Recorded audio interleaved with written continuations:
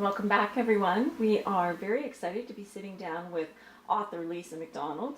Lisa, it's been a while since we last spoke, and I understand quite a bit has happened. Would you mind giving us an update? Sure. Thank you very much for having me back. I appreciate your time.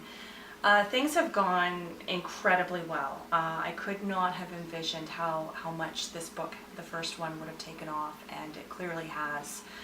Between book signings, between people's personal interest, people coming back to buy multiple copies, what's been sold at book signings, getting into the schools for book readings, independent bookstores, art galleries. I mean, my book is being carried everywhere. Word of mouth has traveled. I just can't keep up with, the correspondence to which people are saying this is just phenomenal.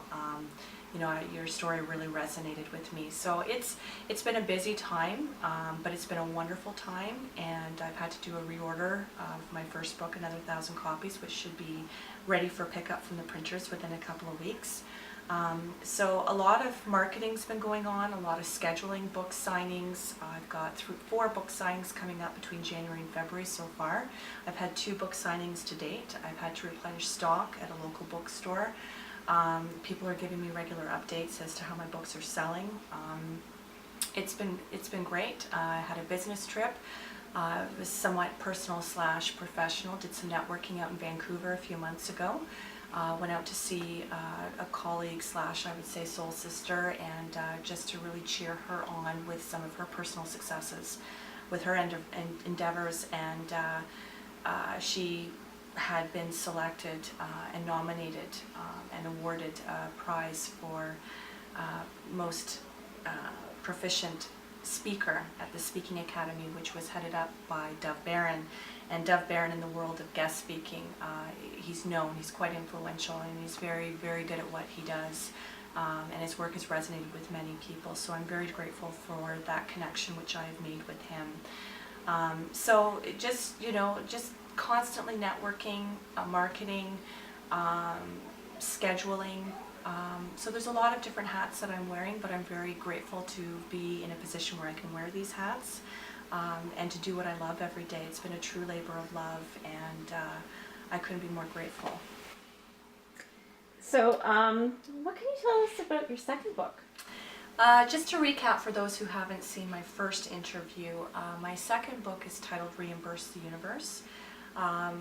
I love that book. I love the illustration. My partners, Paul and Laura, have done a fantastic job with everything, but that book, you get better as you go, and I think we've really pulled it together quite nicely as a team with my second book. So that book, Reimburse the Universe, was actually ready to go to print a couple of months ago.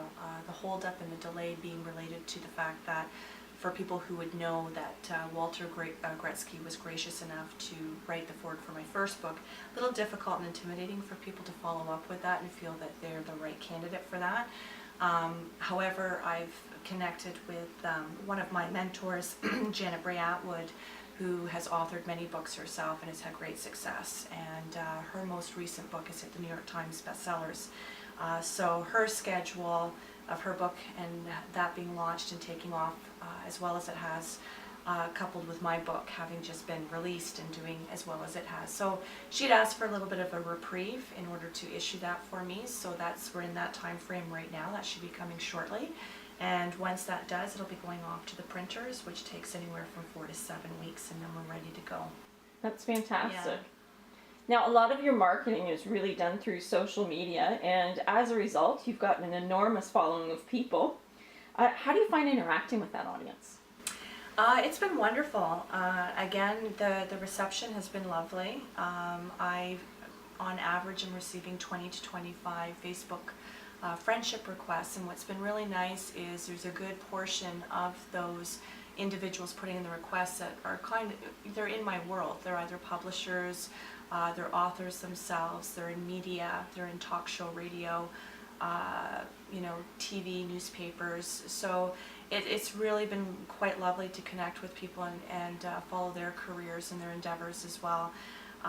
And looking forward to some potential collaboration as a result of these connections. So it's been great. People have been very patient and understanding that I am wearing a lot of different hats, and things have kind of taken off at a pace that I couldn't have quite anticipated. So given the volume of my base and it building between all social media networks and outlets, my writer's page and my web page and my Facebook page and Twitter and whatnot, so people know and understand it takes a while for me to get back, because oftentimes the correspondence I'm receiving is about purchasing copies, and these are people who live in the States, people who live in Ireland, the UK. So it's been lovely. It's been completely lovely. I'm very, very grateful to everybody who's taken an interest in me and my work. You're incredibly busy, clearly. How has this affected your creative process? Well, again, given the amount of hats that I've had to wear and not knowing that things were going to take off in the way that they have for me, it's stifled a little bit of my writing process for my fourth book, which I have mentioned is in the works. But I'm completely okay with that. I have a clear foundation of what the premise of my fourth book is about, the characters, the vision that I have for that book. I've discussed it with the illustrators, even though they're still currently illustrating the third book. So I, and I'm starting to get into a bit of a groove for myself with, the time that I allot to the different areas in which I have to get things done and within a timely period. I'm very good with my time management, prioritizing. So although I do miss my writing, and this is basically what it's all about and what it's derived out of, I'm looking forward to sitting down in the near future and sitting down and finishing up that book, which it's again, in my mind, it's written itself, so I'm not worried about it. Well, that's good to hear. What are you most looking forward to for 2015? I'm grateful for the fact that every day I get to do what I love, and I'm meeting new people on a regular basis. I'm reconnecting with older friends, people I haven't seen in many, many years, decades, all as a result of my work, people taking an interest in my work. I'm just grateful to keep the momentum going, and I'm very, very much the type of person who, I like the element of surprise. I don't like having everything mapped out. I don't like knowing every single detail and having things structured and organized.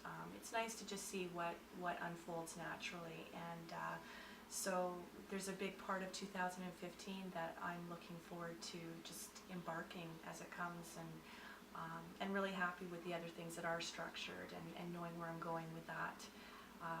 So it's going to be a phenomenal year. I approach every day that way anyway. So, and I really believe 2015 is going to be a fantastic year for myself and my children and my work and my partners and hopefully everyone in general. So yeah, I'm really excited. Thank you.